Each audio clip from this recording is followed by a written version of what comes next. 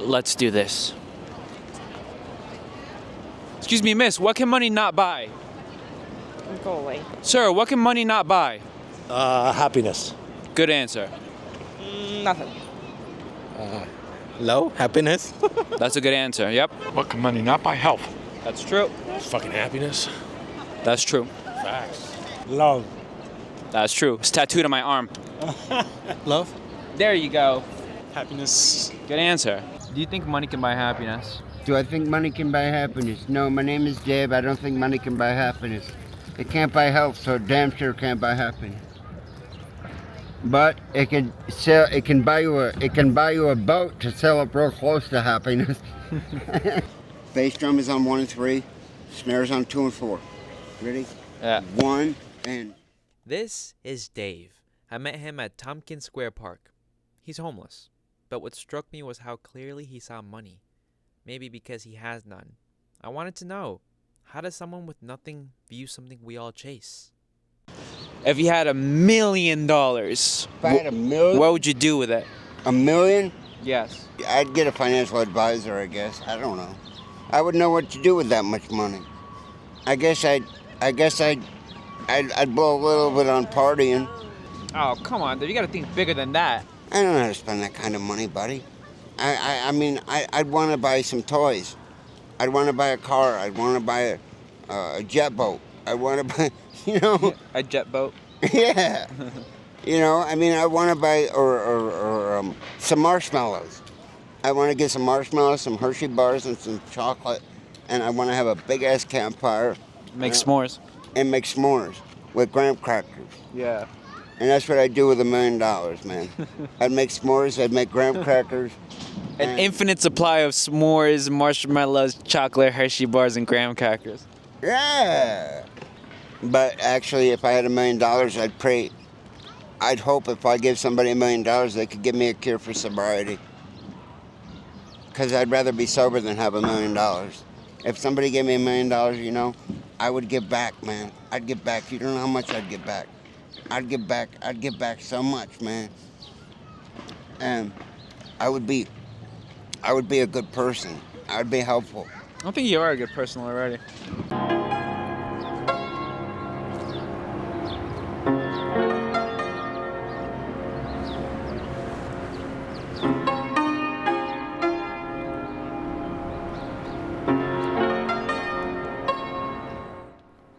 I went to Madison Avenue looking for answers from the wealthy, but instead of finding someone rich in money, I found someone rich in purpose. Andre, the security guard at Teflar. Hi everybody, today I'm here with Andre. Andre. I heard you say before the metaphor of the violin and the restoration and how that's a metaphor for the bigger picture of finding one's calling and getting back to that path. Can you maybe go more in detail about that? Absolutely. Sometimes in life, if you think about it, we are like musical instruments. Think of yourself as like a violin, right? We have two sets. We have one that's working extremely well, that's polished, and we have the other one that has broken strings and is not quite polished. Sometimes we just need a little bit of restoration. You have to restore yourself. You have to find yourself. Regardless of if it's one thing that you feel like you can do well, better than Maritza over there, then you do that one thing and you kill it. Even if it's something as small as creating, blankets or anything that you think that's artistic or anything that connects with your love of a passion, you always have to consistently go back to the root. And once you start from the root, you could be able to grow from the branch and your leaves, and you will be fully abundant and restored. And that's how you can be able to get back to where you need to be, not only with your mental state, but your spiritual state and also your emotional state. That was so beautifully put. There is nothing I can add to that to make it any more fleshed out. You said it, but if I were to say anything, I would agree with that. Yes, it's never over. Even today, things can change. Absolutely. Even today, you can start over. Absolutely. And I feel like more people should have the mentality that you do, and I hope someone sees this out there I hope so too. And picks up their violin. So you pick up your violin and play. I used to play the violin back in the day, but don't doubt yourself. Always, accept the no's, keep moving forward. And when I say accept the no's, meaning if someone says no, then you go on to the next, you know? Because there's going to be a yes out of that no. Every no is one no closer to your yes. Exactly. Which is how we got to this conversation. I asked you, and then we started. And then we just started to talk, so it worked out. Thank you so much. No problem.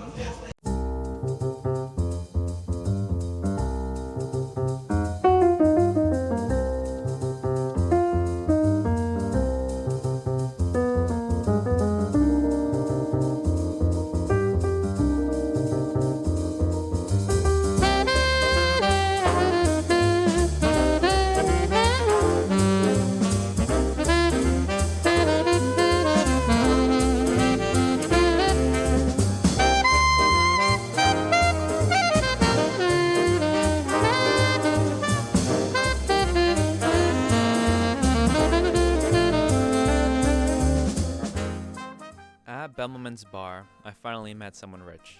He was sipping top-shelf whiskey, dressed to the nines, but the moment he started talking, the crack showed. He told me about his girlfriend, a much younger model who was beautiful, but in his words, emotionally volatile. Every day was a meltdown. His kids hated her, and the more he talked, the more it sounded like a life full of noise. Expensive, but not peaceful. I didn't get to interview him on camera, but I left realizing you can have money and still be stuck.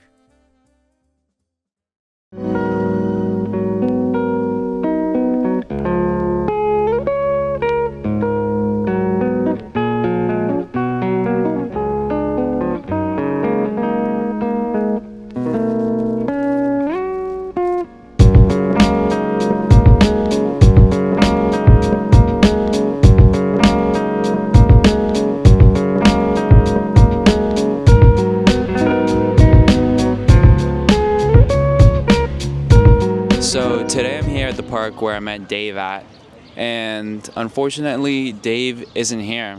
I wish he was here because I want to respond to what he said the other day about if money buys happiness. Yesterday I found myself at, is it Bemelmans Bar? I think it's Bemelmans Bar. And there was this dude that I started talking to that was sitting at the bar. He was some 50-something-year-old developer.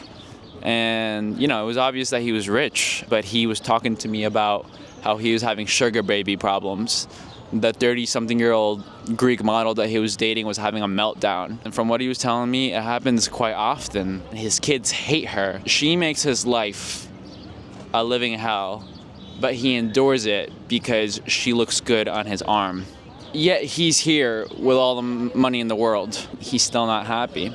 It's almost like money doesn't buy happiness. It just buys you better lighting for the drama. Real happiness comes from somewhere else. It comes from within. It comes from you doing what you came here in this world to do. And also, Dave, you said something about money being a tool. And that, let's say, if you had $1 million, you'd blow it all away. And to be honest, I appreciate that kind of honesty, because who are we kidding if we're all say that if we had $1 million, we'd be responsible millionaires? I don't think we would be. So, yeah, I guess that's the end of my rant. Hope you're doing good out there, Dave. Miss you, brother. That's rock and roll, right?